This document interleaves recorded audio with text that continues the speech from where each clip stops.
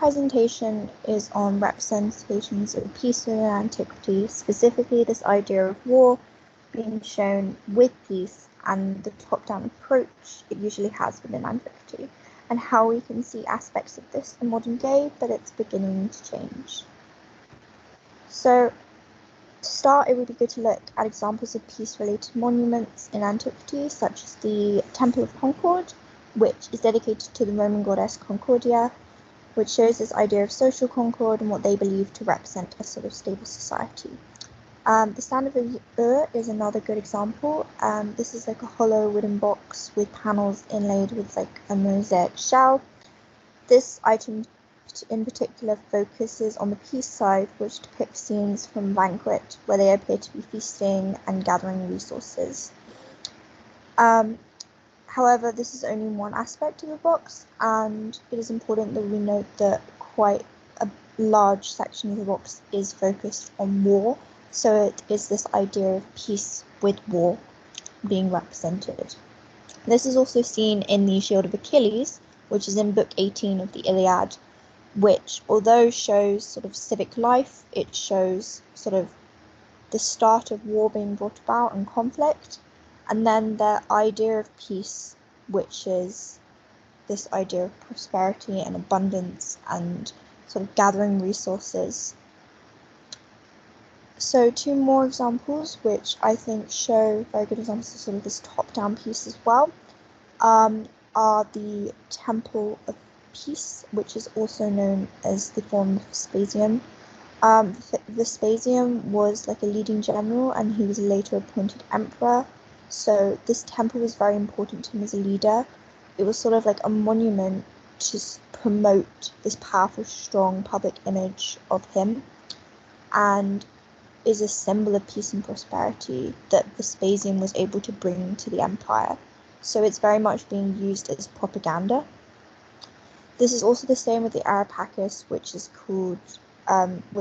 also called the Altar of Peace, and reflects like this Augustan vision of Roman civil life. So the lower register depicts like agriculture, and I think it's supposed to like communicate the abundance and prosperity of Roman peace. So it's sort of a way of him showing how he has brought peace to society.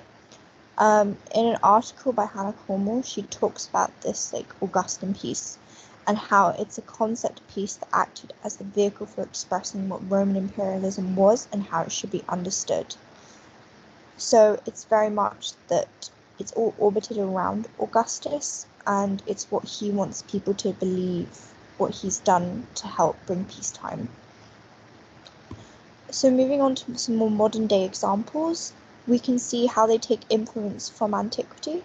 So for instance, the olive branch, which is used we hear about it in Greek mythology, we also hear about it in the Aeneid, and it's also an attribute of Irene, who's the goddess of peace, and it's often seen on Roman imperial coins.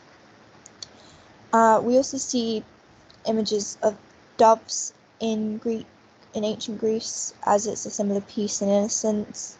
It's also seen in early Christian times, as it's shown in the Bible when Noah is on the ark and he sends a dove. It was also used in 1949 by Pablo Picasso, as he created like the Dove of Peace for the World Peace Congress in Paris, and it sort of became a symbol of hope and unity. However, despite this, there is still like this idea of war sort of lingering in the background. So, for instance, the olive branch was used in Charles I's gold coins, and it's him with a sword and an olive wreath, which very much gives the idea of sort of violence with peace. As well as the peace sign that we use nowadays was originally used for anti-nuclear disarmament, and it's supposed to have like you're supposed to see like a D and an N within the symbol. There's also this in Ukraine, they use the resistance flag, which is widely used across Ukraine, and this also has kind of a violent backstory, as it was used during World War II, but they use it now obviously against Russia, and it's supposed to show what happens to the Ukrainian flag when it gets blood on it, that it turns black and red. So despite sort of this violent depictions of peace we are still getting nowadays, we are moving away from it. So for instance, like sunflowers, which is a sign for peace in Ukraine, and it's their national flower, but it also symbolizes like what they do best, which is farming, and sort of people caring for their land. And some other examples of peace monuments that we can see where people have made them in particular is, so for instance, the Peace Monument for Ukraine, which was used during the Eurovision, and it was very much there to show like peace through music and uniting countries through music. Another good example is Face to Face, which is by two men who wanted to show portraits of Israelis and Palestinians and put them together so they would realize they're not that different from each other. So by putting them face to face, they can see this. And then finally, the Imagine Peace Tower by Yoko Ono, which was originally made in memorial to John Lennon, her husband, and it has Imagine Peace written 24 times in different languages. But she also lit it in solidarity, to show solidarity for Ukraine. So peace monuments are sort of beginning to be made by the people rather than those in authority, as we have seen happen in antiquity.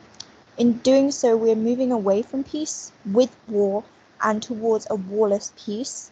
We can learn from antiquity how peace was presented and use this to develop our own methods towards peace building, such as focusing on what we want to depict in monuments and symbols, for instance, not having images of guns and soldiers, rather using peace symbols that are actually about peace and presenting peace from varied voices.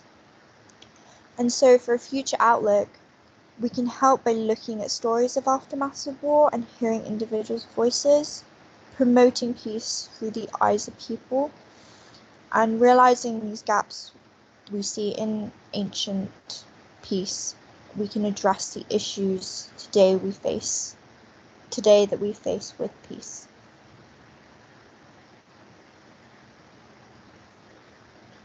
And then these are just my resources, some of the resources that I used. Thank you.